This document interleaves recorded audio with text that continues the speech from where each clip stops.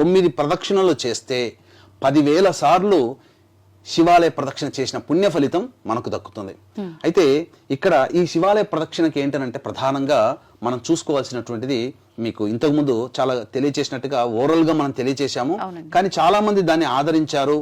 మళ్ళీ మాకు ఒక పిక్చర్ ద్వారా తెలియజేస్తే బాగుంటుందనే ఉద్దేశంతో చెప్పారు. కాబట్టి ఇక్కడ ఆ పిక్చర్ ద్వారా తెలియజేయడానికి ప్రయత్నం చేస్తాను. ఇక ముందుగా ఇది గర్భగుడి, ఇదంతా గర్భగుడి అండి. ఈ గర్భగుడిలో ఈశ్వర శివలింగం, ఎదురుగా నంది ఉంటుంది.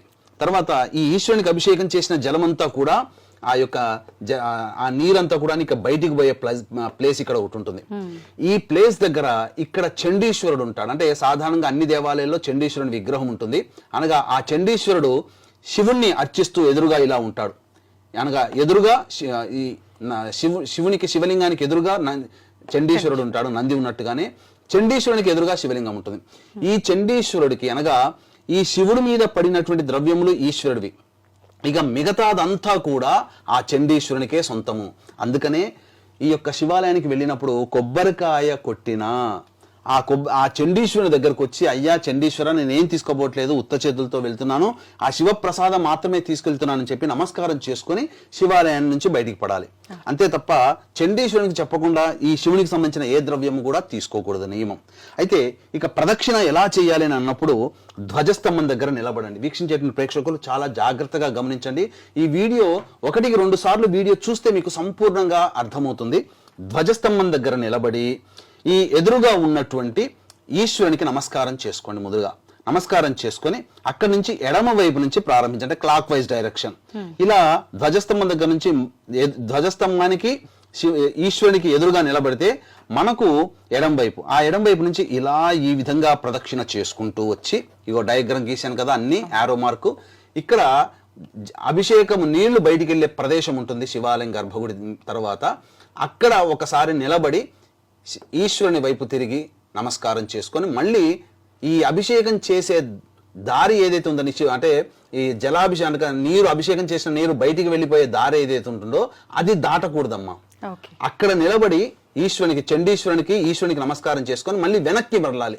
వెనక్కి మళ్ళీ ఇలా తిరుక్కుంటూ వచ్చి, ఇలా ఆరో మార్క్ గీశాను కదా, ఇలా తిరుక్కుంటూ వచ్చి ఎక్కడ ప్రారంభం చేశాం ధ్వజస్తంభం దగ్గర, ఆ ధ్వజస్తంభం దగ్గర నిలబడి ఒకసారి మళ్ళీ ఈశ్వరునికి నమస్కారం చేసుకొని మళ్ళీ ఆ ధ్వజస్తంభం దగ్గర నుంచి మళ్ళీ ఇలా వెళ్ళాలి. ఇలా వెళ్ళి మళ్ళీ మనం ఈ చండీశ్వరుడు ఇక్కడ ఉంటాను కదా, అభిషేకం చేసిన నీళ్లు బయటికి పోయే దారి ఉంటుంది కదా, అది దాటకుండా అక్కడ నిలబడి చండీశ్వరునికి మనసులో నమస్కారం, ఈశ్వరునికి మనసులో నమస్కారం చేసుకొని మళ్ళీ వెనక్కి రావాలమ్మా. వెనక్కి వచ్చి ధ్వజస్తంభం దగ్గరకు వచ్చి మళ్ళీ శివుణ్ణి దర్శనం చేసుకోవాలి. ఇలా చేసుకుంటే ఇలా 9 సార్లు గనక చేస్తే 10,000 సార్లు చేసినటువంటి పుణ్య ఫలితం మనకు దక్కుతుంది. ఇప్పుడు ఇక్కడ నుంచి స్టార్ట్ చేసాము, ఇలా వెళ్ళాము, మళ్ళీ ఇలా వచ్చి ఇక్కడికి వస్తే ఒక ప్రదక్షిణ కంప్లీట్ అయినట్ట?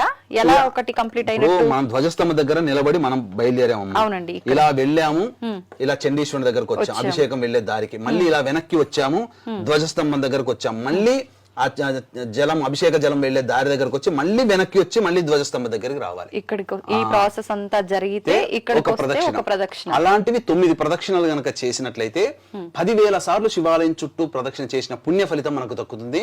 ఇంకా రేపు భవిష్యత్తులో ఆఖరి సోమవారం ఉంది, 25వ తారీఖు, ఏకాదశి మంగళవారం 26వ తారీఖు, అలాగే 29వ తారీఖు మాస శివరాత్రి, 28వ తారీఖు గురువారం స్వాతి నక్షత్రం కలిసినటువంటి రోజు, అలాగే ఈ ఆదివారం అమావాస్య సంబంధించినటువంటిది. కాబట్టి వీక్షించేటువంటి ఐడ్రీమ్ ప్రేక్షకులు చక్కగా ఈ సంబంధించినటువంటి శివాలయ సంబంధించినటువంటి ప్రదక్షిణ విధానాన్ని ఈ విధంగా ఆచరించి మీరు పాటించండి, మీ కుటుంబ సభ్యులందరూ పాటించండి.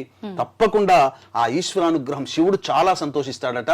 ఇలా ప్రదక్షిణ చేసేటప్పుడు కోరికలతో చేయకూడదు. చాలా మంది కామెంట్స్ రూపంలో నేను సంవత్సరం పాటు తిరిగాను నాకేం ఫలించలేదు అంటే కోరిక పెట్టుకొని తిరిగావు. ఈశ్వరుని దగ్గరకు వచ్చి కోరిక ఏంటయ్యా ఇంకా?